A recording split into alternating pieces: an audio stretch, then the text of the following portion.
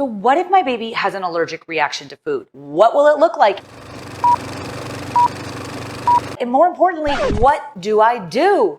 Hello, I'm Katie Ferraro, registered dietitian specializing in baby-led weaning. And as a mom of 7, I personally feel lucky that none of my own children have food allergies, but many of the families that I work with do. Recently, I was helping my friend Ashley's baby start baby-led weaning, and her baby, Brayden, had an allergic reaction to both egg and peanut. So in this video, I want to show you what happened so that you can be prepared in case your baby has an allergic reaction to food. And I want to say thank you to Ashley, who is allowing us to share baby Brayden's story in order to help other parents, caregivers, and healthcare providers learn about food allergies in babies. When I first met baby Brayden and I heard her story, I could have bet money that this baby was going to have some sort of an allergic reaction to food. And a lot of that had to do with her skin. Baby Brayden has severe eczema, and she has had it since just after birth. And here's why that impacts food allergy risk.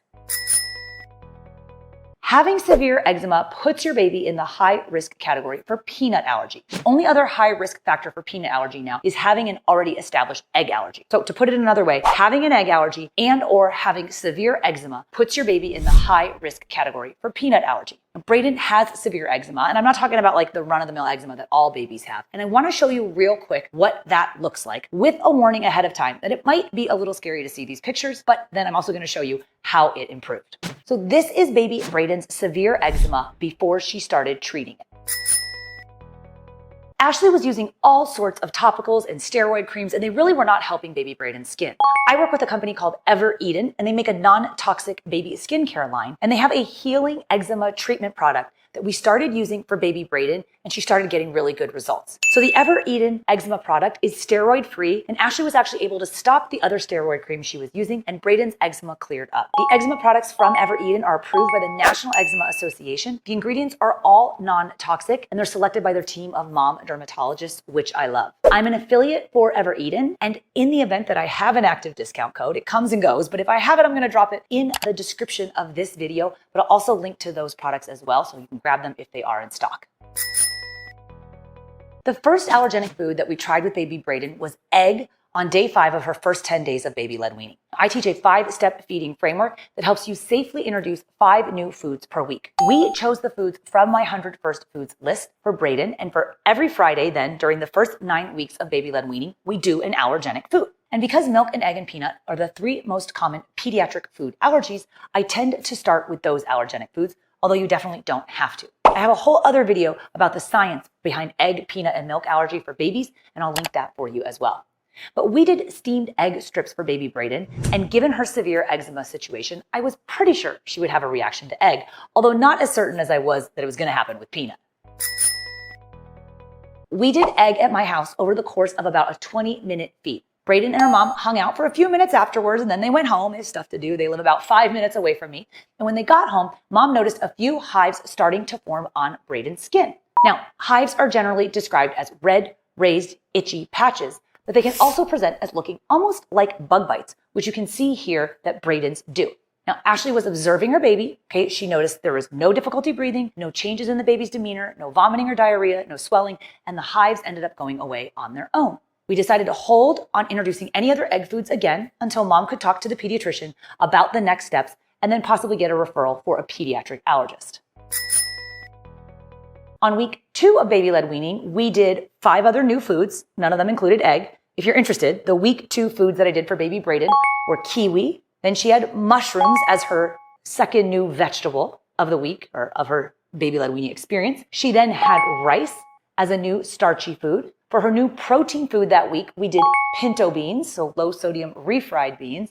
And then on the 5th day for the allergenic food, we did crab. Now, crab is a type of shellfish, and that is another allergenic food. Baby Brayden did fine with crab. She ate it up. She then had it 6 or 7 times over the course of a weekend and did not have a reaction. After talking to Brayden's doctor and getting the green light, in week 3, we tried peanut with her for the first time. Now, I like to use baby peanut puffs as a way to introduce peanut to a baby safely with minimal stress and mess.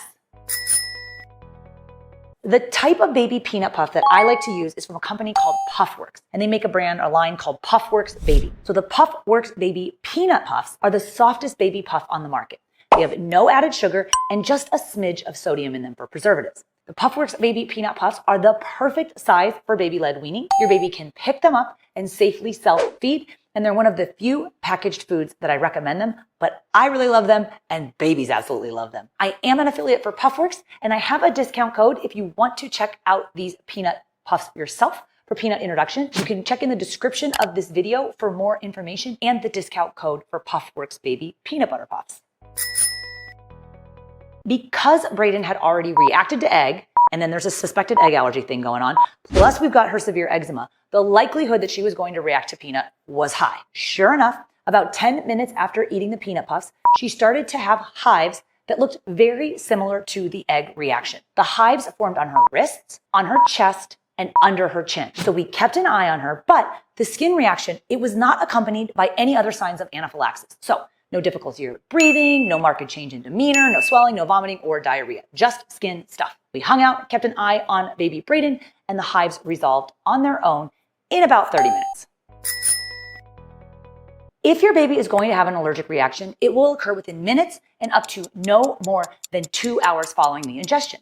And if your baby has an allergic reaction to food, it will almost always be first noticeable in the skin and may be accompanied by those other symptoms that I mentioned. I want to point out that for both egg and peanut day, Brayden was not sick. And that's important because if your baby has an illness, even if it's just the common cold or congestion, they might have skin reactions to foods that aren't truly allergenic foods for them. The hives went away on their own with no medical intervention required. But given this baby's severe eczema and the suspected egg allergy, there's definitely reason to suspect peanut allergy. Always take pictures of your baby's skin reactions to foods so that you can show them to your primary provider. And then write down notes regarding the timing of the introduction. How long after ingestion did the reaction occur? What food did you feed? What other ingredients might have been in there or cross-contaminated with, etc. Okay, notes and pictures are everything. For Brayden, our next steps were to consult with her pediatrician and to get her a referral for a pediatric allergist for testing. Also important to note that you should never test for a food allergy to a food your baby has not reacted to.